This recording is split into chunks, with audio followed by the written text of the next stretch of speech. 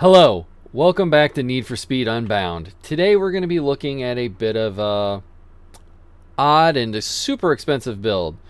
We are going to be looking at the Pagani Huayra in A class. Let's check this out.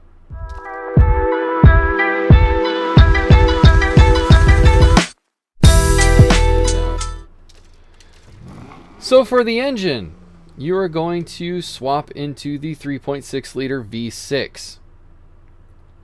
For the parts, you're going to have Sport Induction, Basic ECU, Sport Fuel System,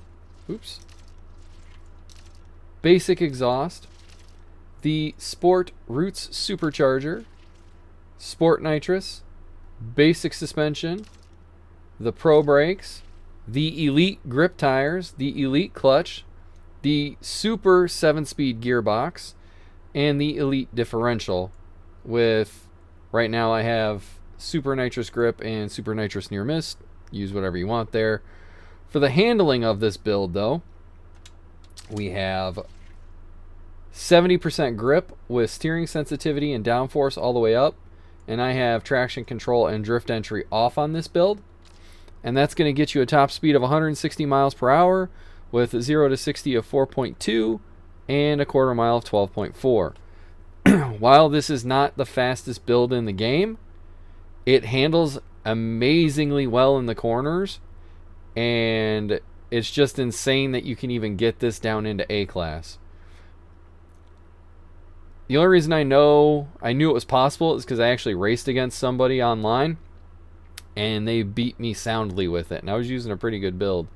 So I thought I'd check it out. I figured out how to get it into A and to build that out. So let's go race against some AI players, because I don't have the 2 million or whatever it costs to buy this car in multiplayer.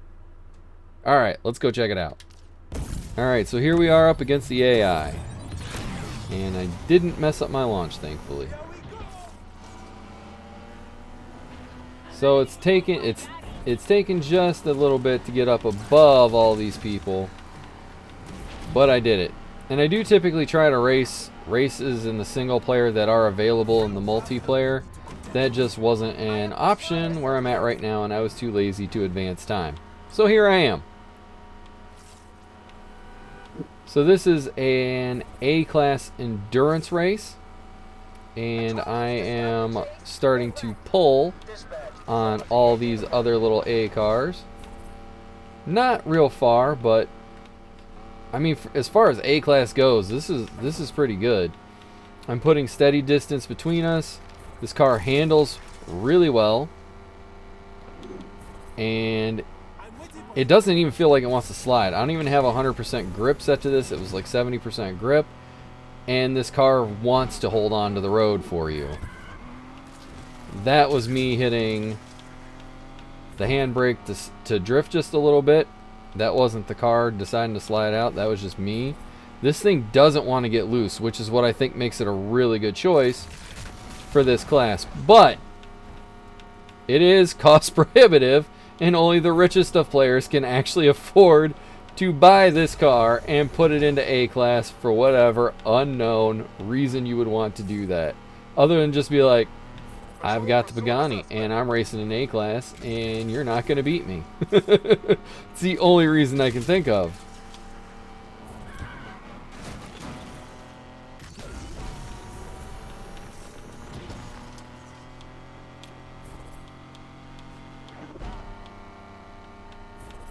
So this car maybe not be the absolute best in A class. I do think it is going to smash a lot of cars that are out there in A-class.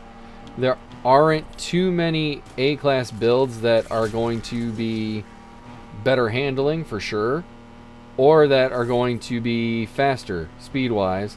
They're going to get you where you're going to go. As you can see, I'm almost 700 ahead of everybody, 700 yards, and it's still climbing. They're not catching me. They're nowhere near me. And yes, I know it's computer people. They aren't the best. But I mean, look how beautiful it just took that corner. Yeah, I had to slow down for it, but it just took that corner like nothing. And even here, it's not wanting to go out too much. It's just holding on to the road. 70% grip, and it's just holding the road like it's 200% grip. It's the one thing about this car in A that is amazing. And I should build this car in some other classes as well, because I have a feeling it would be really good in a lot of classes. I mean, especially if it's A class, where it's being limited by not being able to use all the good parts, because it'll just pop you right out of A if you start putting everything on it. But yeah, there you go. That thing didn't slide out on me once unless I made it do it on purpose. It held its line. It got away from everybody. It was fast.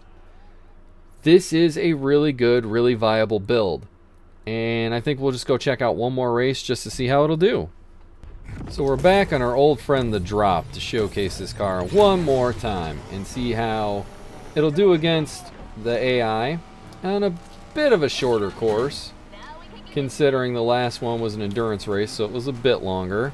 And this one's a little bit curvier, to start anyways. So far, we're doing fine. We got ahead of everybody. They're not catching us. And it's cornering just beautifully. This thing really does handle like it's on rails. I do love that about it. Especially for a rear-wheel drive car, it corners immaculately. So far, nobody is even behind me that I can see.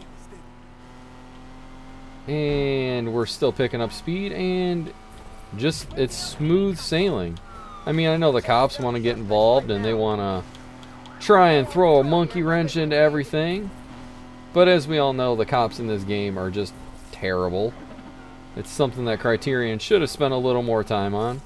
Like, original Heat cops would have been really good, with the idea of different cops having different specialties and only being able to go so fast in this one. Would have been a good mixture of the two, I think.